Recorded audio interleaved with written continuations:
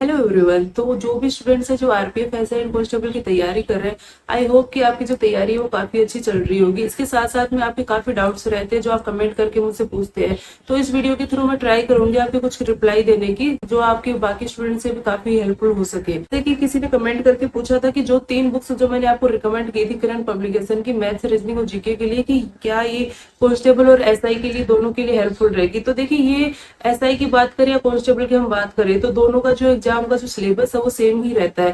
Constable का जो paper का लेवल रहता है वो थोड़ा नॉर्मल रहता है, और एसआई का उससे कंपेयर करें तो थोड़ा सा उससे मॉडरेट और हाई लेवल का रहता है। तो आपका जो सिलेबस है वो सेम सेम है, ठीक है। आप इससे जब तैयारी करते हैं तो आपका जो सिलेबस है वो कवर इसमें हो जाएगा।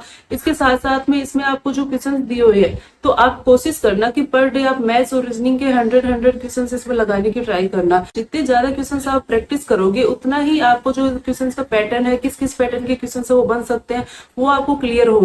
तो आप डेली इसमें अपना सिलेबस भी कंप्लीट कीजिए और टॉपिक के साथ साथ में क्वेश्चन है वो ज्यादा से ज्यादा क्वेश्चन है वो प्रैक्टिस कीजिए। तो इससे आपका इजीली सिलेबस कंप्लीट हो जाएगा। उसके साथ साथ में आपका जो स्पीड है, क्वेश्चन सोल्व करने का जो स्पीड है, आपकी जो एक्यूरेसी है, उसमें भी इंप्रूवमेंट होगा। नेक्स्ट किसी का कमेंट था कि आरपीएफ एसआई कांस्टेबल में मेरिट है वो किस बेस पे बनती है, पीटी और फिजिकल पे। तो देखिए, आपका जो सीबीटी एग्जाम होगा, सीबीटी में आपका जो स्कोर रहेगा उसके 10 टाइम्स जो है वो फिजिकल के लिए बुलाया जाता है। लेकिन आपका जो फिजिकल जो टेस्ट इसमें होता है वो ओनली क्वालिफाइंग नेचर का होता है, वो मेरिट में कोई इसमें रोल नहीं रहता। अगर आप उसको क्वालिफाई कर लेते हैं तो ही आप उसमें नेक्स्ट स्टेज पे जा पाएंगे। उसके बेस पे आपका कोई मेरिट है वो डिसाइड नहीं होता। मेरिट जो आपका वो सीबीटी एग्जाम जो होगा उसमें आपका जो स्कोर रहेगा उसी के अकॉर्डिंग आपका मेरिट डिसाइड होगा। नेक्स्ट किसी का था, मैम ग्रेजुएशन कंप्लीट हो गया लेकिन डिग्री नहीं मिली है, तो इससे कोई इश्यू होगा क्या। तो देखिए, मैंने भी जब ग्रेजुएशन मेरा कंप्लीट हो गया था, जब ये फॉर्म अप्लाई किया था, तो डिग्री मेरे पास नहीं था। तो इसमें आपका जो ग्रेजुएशन का जो मार्क्स है, फाइनल जो मार्क्स है, वो आप इसमें सबमिट करके अप्लाई तो कर सकते हैं। इसके बाद में आपका जब डॉक्यूमेंट वेरिफिकेशन होगा और इसके साथ साथ में आपका जो फिजिकल टेस्ट होता है, वहां पे भी आपके जितने भी डॉक्यूमेंट्स वो देखे जाते हैं। तो उस टाइम अगर आपके पास डिग्री नहीं है, आपको एक पर्टिकुलर टाइम दिया जाता है, वो उस टाइम के अंदर अंदर वो जो डिग्री है वो आप अपनी सबमिट करवानी होती है। तो अभी अप्लाई के टाइम पे आप अप्लाई कर सकते हो, बाकी डॉक्यूमेंट वेरिफिकेशन के टाइम आपको डिग्री है वो इसमें जरूरत होगी। किसी का डाउट था जिसको स्पेक्स लगे हैं उनको लेजर अलाउ है क्या इसमें। तो इसमें मेडिकल जो होता है तो उसमें आपकी आई साइट है वो चेक की जाती है। जैसे कि हम लोगों का जो मेडिकल हुआ था तो उसमें काफी कैंडिडेट जो थे जिनका लेजर था, तो उनको उसमें मेडिकल में अनफिट उनको कर दिया गया था। किसी का डाउट था आप अपनी पढ़ाई की स्ट्रेटेजी शेयर कीजिए। तो देखिए, मैंने आपको पहले भी ये बताया है कि आप जितना हो सकता है, क्योंकि कुछ लोग हैं जो जॉब कर रहे हैं उसके साथ में तैयारी कर रहे हैं, कुछ है वो अपनी ओनली तैयारी ही कर रहे हैं, तो आप अपना टाइम टेबल बनाइए।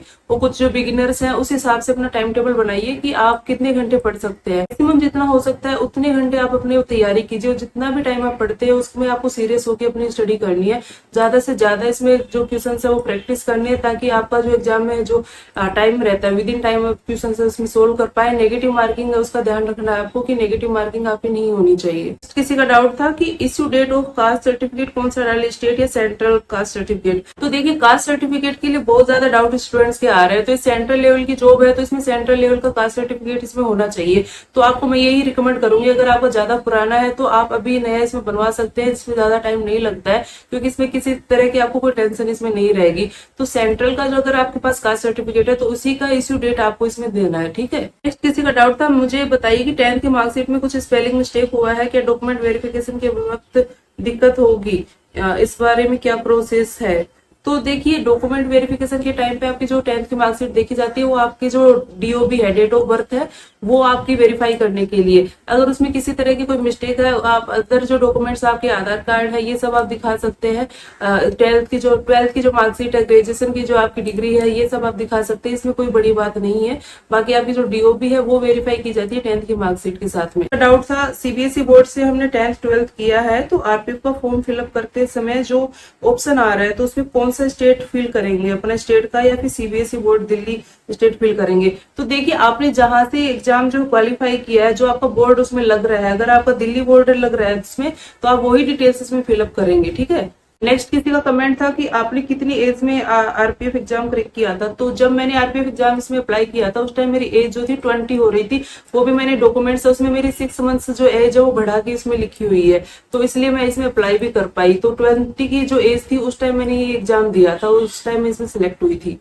नेक्स्ट मैम, फॉर्म फिलअप करते समय मिस्टेक हो गया, एडिट हो सकता है कि? हाँ, इसमें टाइम आपको दिया जाएगा, उस डेट को आप इसमें एडिट कर सकते हैं। ये जो नोटिफिकेशन है इसमें मेंशन कर रखा है कि आप जो करेक्शन जो भी आपको करने हैं तो आप इस डेट को इसमें करेक्शन कर सकते हैं, ठीक है। नेक्स्ट किसी का कमेंट था, आरपीएफ सब इंस्पेक्टर में इंटरव्यू होता है क्या? तो देखिए, मैंने आपको पहले भी इसमें क्लियर किया है, इसमें सीबीटी एग्जाम आपका होगा।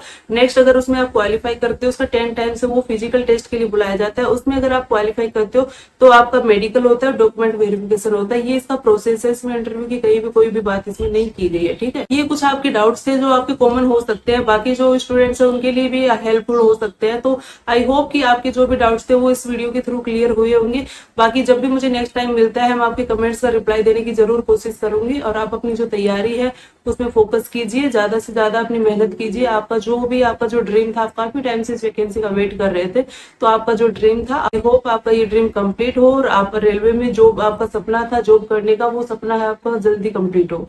इसी के साथ साथ में I wish you all the very best. Thank you so much.